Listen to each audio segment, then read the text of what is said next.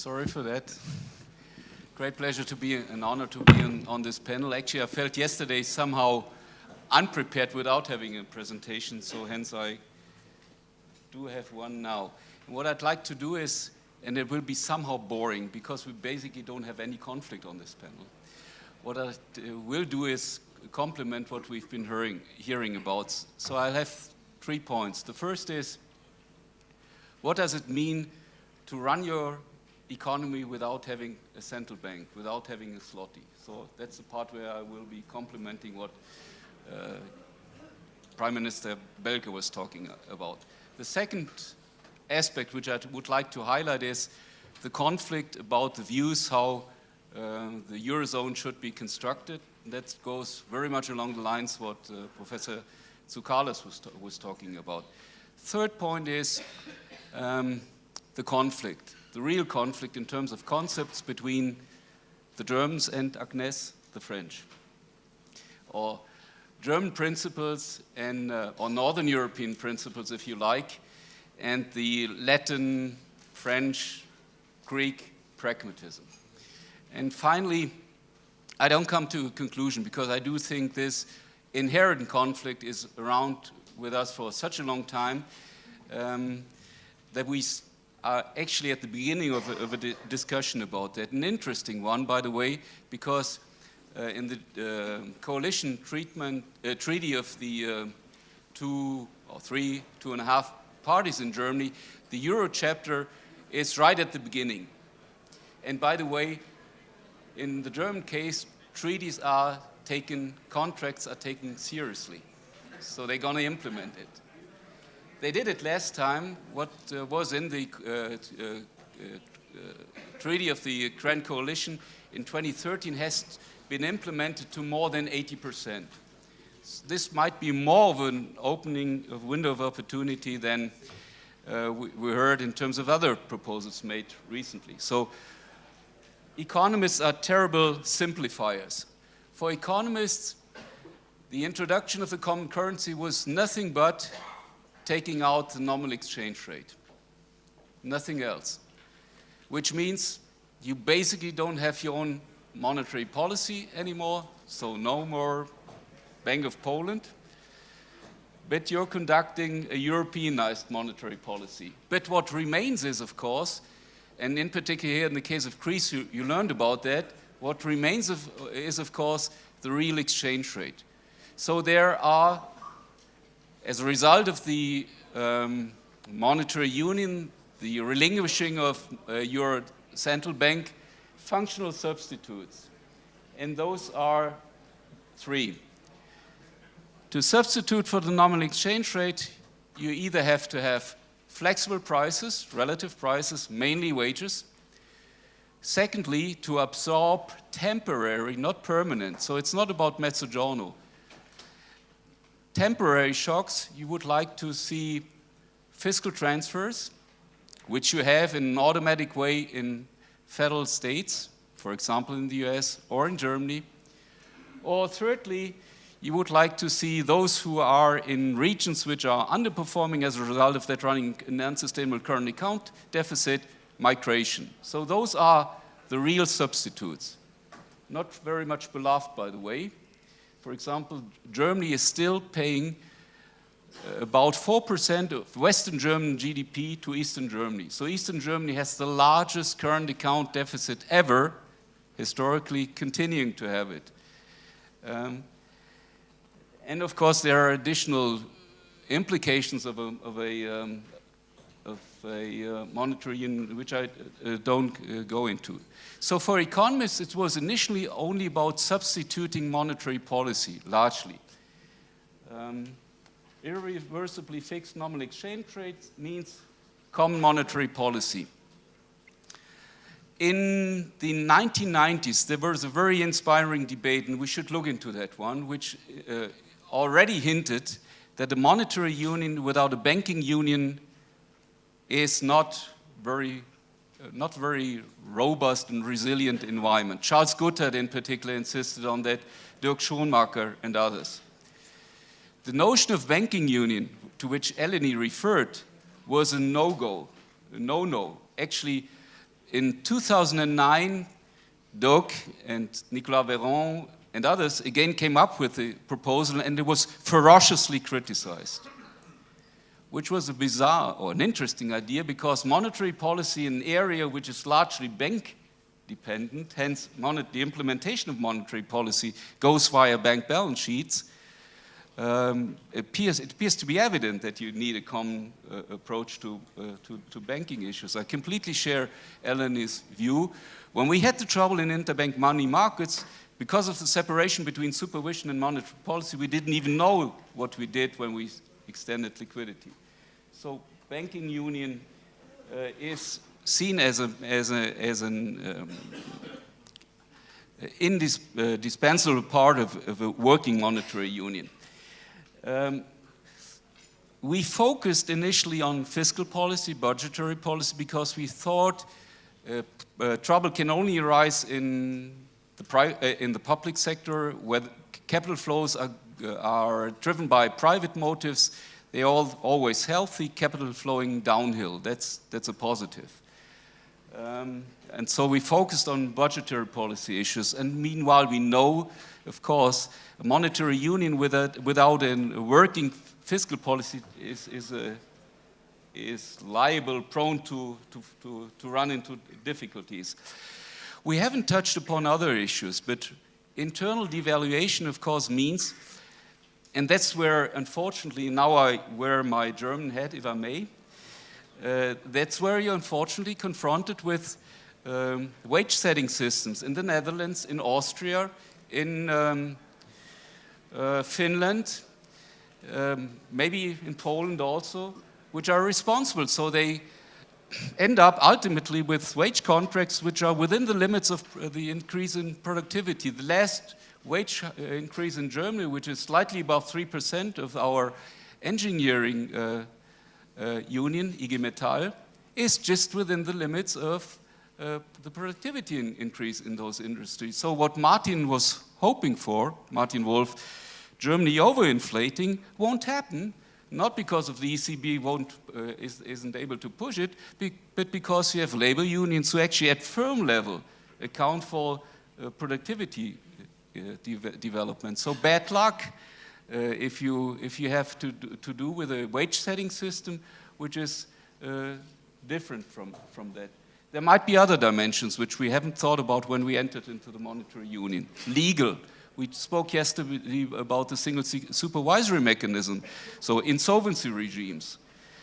In other words, there's lots of interdependence within the system which hasn't been acknowledged upfront when we went into the monetary union.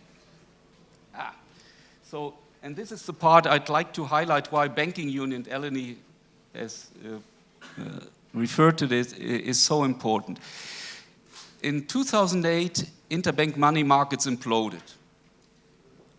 So spreads went up dramatically. This is the difference between secured and unsecured interbank money. They went up to unprecedented levels, and all markets were basically dysfunctional. That's when the European Central Bank intervened. Those are the main refinancing operations. This is August 2008. It is wrong to say that the ECB didn't respond early. The ECB was the bank which responded earliest. And unfortunately, Martin, the paper you're writing for at that time commented what the ECB did as panicky and hyperactive. This was 90 billion additional liquidity given to the system, was commented on the second book of your paper as hyperactive and panicky. I don't know what you call this. So the ECB was responding rapidly, and later on responded in a different way than other central banks, because our banking system is bank-dominated, our financial system. Hence, what you called QE in other jurisdictions was, in our case, enhanced credit support. The system was ultimately cushioned. We didn't have a sudden stop because we have this interbank mechanism of payments target. So this is the cushion which we had, which ultimately saved automatically the system. I'll try to hurry up. So there's the position to which Lucas Tsoukalas referred to, a principled approach. Short-term macroeconomic policy is of no avail. There should be a clear assignment of who's doing what, and those rules have to be applied. Otherwise, it's uncredible. And a perspective which is going over the long haul. There's another view.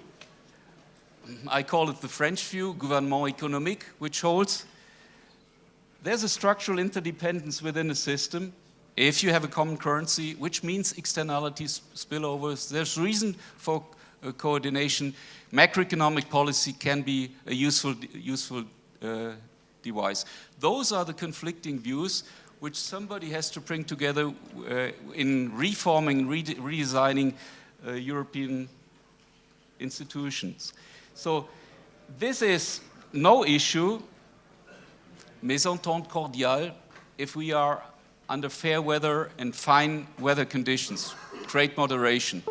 It is, of course, of the essence in a crisis environment. And the European Monetary Union was never set up to deal with a crisis environment. So we still have these two competing models. The European Commission has published two papers, a working paper and a reflection paper. They show there are 5 scenarios.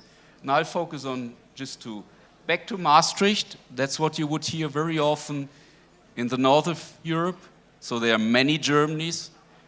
And more Europe, what you hear in particular in the south of Europe, which is largely about risk sharing, and this is largely about, who called it Ohio? And it's fiendishly difficult to get those together. So, by the way, this is a long-standing debate. And it is interesting really to look at the Franco-German debate because they are not really communicating amongst each other. So already in 1999, 2000, the Conseil Analyse Économique and the Commissaire Général du Plan came up with 4 scenarios on what would happen in euro area if a crisis would arise.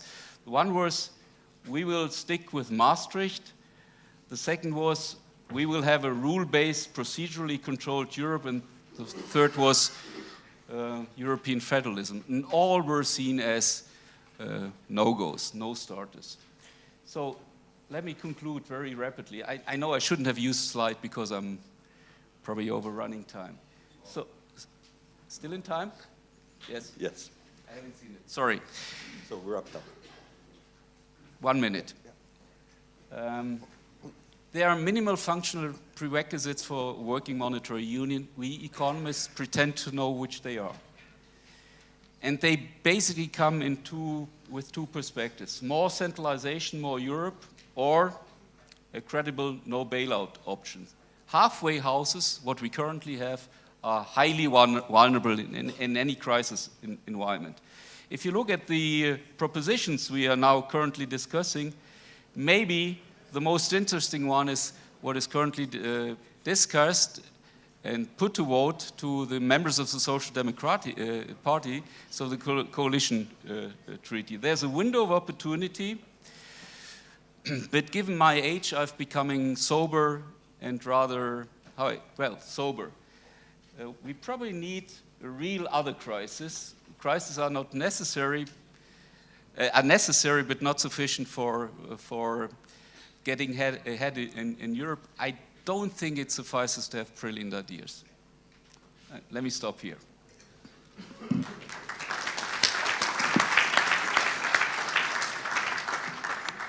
Thank you very much. Plenty to talk about. We have a full 15 minutes for questions. Before we open the floor to the audience, may I ask if there are any cross comments from the panel? No? We're ready for your questions then. Please. My question is for... Hi, Vasilis Antoniadis. My question is for Martin Wolf. You spoke about the Confederate Europe, and I think that Professor Kotz explained the economics behind the difficulty to have a monetary union without the fiscal union, etc. But I just want to ask from a political perspective, if we project ourselves in 2022 and we have French elections, Macron has not delivered on more Europe, etc., how politically sustainable you think it is, not for France, for Europe in general, to continue in this, whatever we call it, Ohio or Confederate model of one central bank, but many fiscal policies and economic policies around the continent? Thank you. So we've had many different explorations from different points of view. All of us would probably have wanted about an hour to explain our views. So my answer is, I think, like this. I feel very embarrassed about talking about Europe now for being British, but anyway, I'll do my best. I have always felt that the currency union was a tremendously bad idea, and I've never changed in my view of this. Because it seemed to me that a currency union, including all the countries that were likely to end up inside it, would create the sorts of stresses we've seen, though I admit the stresses, many of them endogenously created by the system in the first 10 to 12 years, have been far bigger than I expected. I don't believe that it is, to go to the last comment, I don't believe it is within the realm of political possibility in my lifetime, and possibly my children's, to create a federal union in the Eurozone, which is similar to that of other federal unions, with the sorts of state contingent, conditional, temporary, whatever you call them, transfers and support. So you have to construct something which is very much less ambitious than that. And the question is, what is the minimum you could do? The way I think about this now is the dominant principle does remain no bailout. The dominant principle is no bailout, i.e., if a government cannot manage its debt at all, on a plausible look forward of its capacity, the debt must be restructured. The same applies to private sector debt, including bank debt. And that means banks must have the capacity to be resolved, radically resolved, at the expense predominantly of their creditors. And adjustment occurs largely through the market. Now, I happen to agree with you that unfortunately Germany doesn't work as a market-driven economy. That's a problem. That's what I meant by benchmarking yourself to Germany. You cannot allow your costs to get out of line with Germany ever. It will kill you. Ever. That's very hard. So that's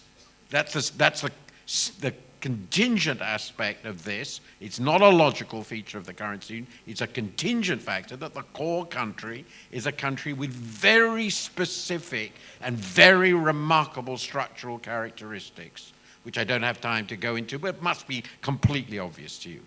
Then the only last question is, well, how much fiscal support do you need to make a system like this work?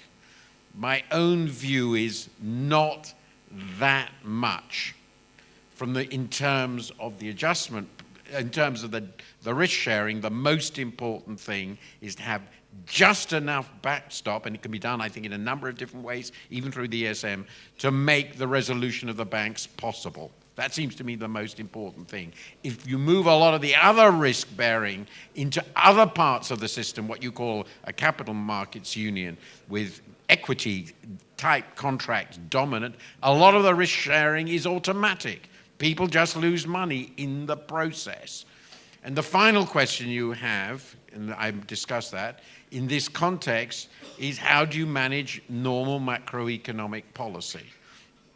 I would quite like to have the capacity, would be desirable for concerted fiscal policy action when monetary policy is close to the limit. It clearly would be helpful to have that.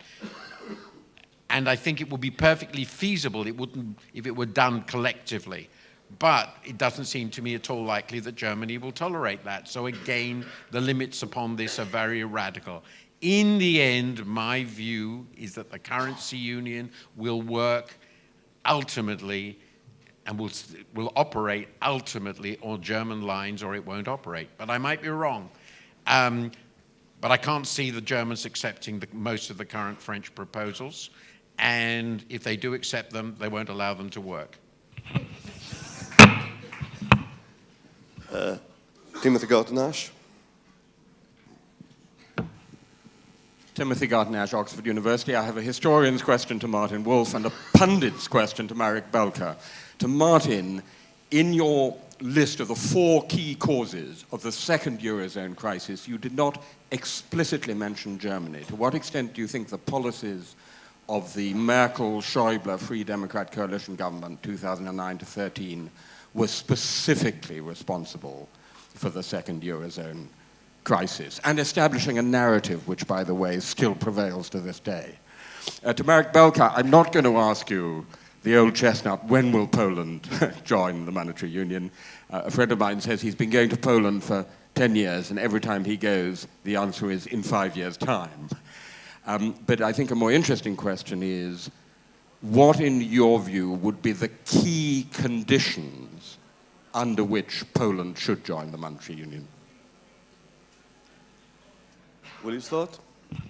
Surprised that these questions coming to me. On the first question, on the question to me, I've written so much about this, including a book. Let's put it, the narrative put forward, which was, in essence, this was a fiscal crisis, the consequence of fiscal irresponsibility, that the fiscal irresponsibility had nothing to do whatsoever with the behavior of creditor countries and even more creditor country institutions, and that it was therefore perfectly moral, sensible, appropriate, and reasonable for the adjustment process to focus on fiscal adjustment and associated economic adjustment in the deficit country was, let's say, 2/3 wrong. We happen to be in one country where actually it's quite close to being true. But overall, it's clearly wrong. It was definitively wrong in Spain and Ireland, unambiguously wrong in those cases, and mostly wrong in Italy and Portugal. In Greece, it was closer to being true. The fact that this was the frame through which it was seen clearly made it very, very difficult to accept the sorts of policies that will be needed in terms of creating a proper safety net, which was finally emerged with the ESM, and supporting the sorts of actions that the ECB ultimately took. And therefore, I think the process of reaching a new consensus on the minimum steps necessary to get through the crisis took several years. But the question, of course, is it imaginable that anything other than crisis on that scale could have forced Germany ultimately to accept a very large fund? The ESM is a very big institution now, and its predecessors. And of course, despite the massive grumbling and moaning, the ECB doing things that, as far as I can see, most Germans regard as about as wicked as anything can be. Given that that's where Germany ended up, you might say 4 years of a horrendous and unmanaged crisis was a necessary condition. The thing I try to say is, have we now got to a place where we've got enough institutions and enough understanding to make future messes of this kind considerably less likely? That leaves out Lucas's very good questions about the long-term trends and all the rest of it. And on that, my view is I'm modestly, but not close to completely optimistic. they have learnt something. The system could probably survive pretty big crises from a technical point of view, though not necessarily ones of the scale that happened between 2007 and 2009. Professor Belka for the second part. Okay. Well, first let me say that, which is obvious, that euro for a non-euro country is not a panacea. All the misfortunes and fortunes, or most of the fortunes and misfortunes of your country are born, grown internally. So this is number one, and this is something that basically relieves a bit of the critics of criticism of the discussion about euro adoption or not in Poland. When? Well, clearly the current opposition of generally the opposition to the euro adoption is political of nature. It's the sovereignty issue. So how could this be overtaken, dominated by economic argument? Again, not entering the political discussion. Well, the problem of a country like Poland is how to modernize its economy. It's well balanced, it's pretty agile, but it's medium quality or low quality economy. And this is an obsession of most of the countries in the region and Russia. So, how to modernize? Well, we look at Germany after the Second World War, and we saw Deutschmark appreciating, helping Germany to modernize itself. Well, in Poland, in the last 18 years, the nominal exchange rate to the euro is basically stable. It's fluctuating in the period, but it's 4-to-1. And the inflation rate is the same as in the Eurozone. Well, there are two things that may happen. I'm not sure that they will happen when we enter the Eurozone. Number one, we will have more capital inflow, which we desperately need. The country which has embarked on a more generous, even aggressive social policy without increasing taxation needs foreign capital. Well, it has to come from Europe. The Eurozone membership could enhance this. Number two, well, there is this famous, I don't know whether it still works, Samuelson-Balassa effect. It does not work in Slovakia, or very, very little. It has worked in countries like Spain in the last decade. Will it work in Poland? Is it something wrong? No, because I think what Poland needs is a real appreciation of the currency. This is something that Poland needs to impose more market discipline on Poland. This is economic argument for euro adoption, which is not easy to sell in the short run, of course. I truly apologize to all those who had questions, and I'll take one last question, giving 1 minute for a question and an answer.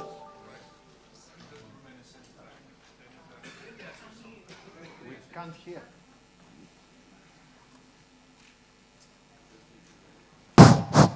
Okay, look, what's striking me is that you said we should have risk sharing in finance, in the banking sector. It's like we have a bulk, we think that if we have risk sharing in finance, we can save the euro area. I mean, I can hardly think realistically that risk sharing operating in finance can be divorced from having risk sharing arrangements in the real economy. I mean, we cannot make the euro area survive as a cluster of currency boards like the gold standard. We have to make something about risk sharing, not for the sake of a particular country, There is simple logic here. If it stays as a cluster of currency boards, it was going to have a very, very tough time in the years to come. It's like we are, in the periphery, we have internalized external imbalances. What's going to happen in the future? Anyone want to answer? Or should I take this as a comment rather than a question? I think, thank you very much all for attending. We need to give the floor now. Thanks so much.